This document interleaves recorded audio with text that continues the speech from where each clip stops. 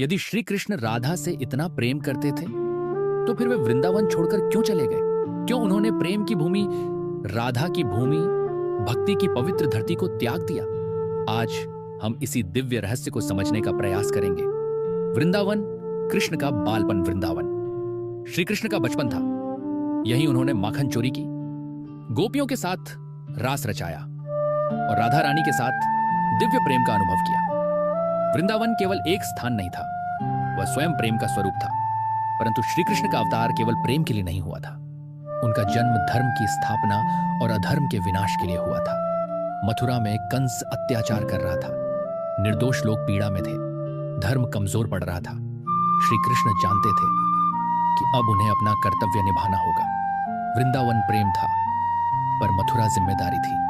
यही जीवन का सत्य है। कभी कभी हमें अपनी खुशी से ऊपर उठकर अपने कर्तव्य को चुनना पड़ता है। राधा और विरह का सत्य, सबसे भावुक प्रश्न यही है, क्या श्री कृष्ण ने राधा को छोड़ दिया?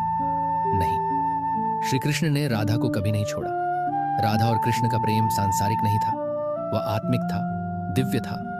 शरीर दूर हो सकते हैं, पर आत्माएं कभी अलग नहीं होती। श्री कृष्ण वृंदावन से चले गए, पर राधा उनके हृदय में सदा विराजमान रही। इसीलिए कहा जाता है, राधा के बिना कृष्ण अधूरे हैं।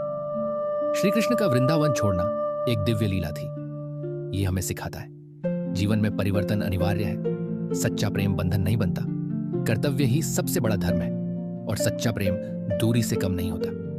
वृंदावन भक्ति का प्रतीक है और मथुरा कर्म का प्रतीक है। श्री कृष्ण ने हमें सिखाया, भक्ति और कर्म दोनों का संतुलन ही जीवन की पूर्णता है। श्री कृष्ण वृंदावन से अवश्य गए, पर वृंदावन कभी श्री कृष्ण से दूर नहीं हुआ।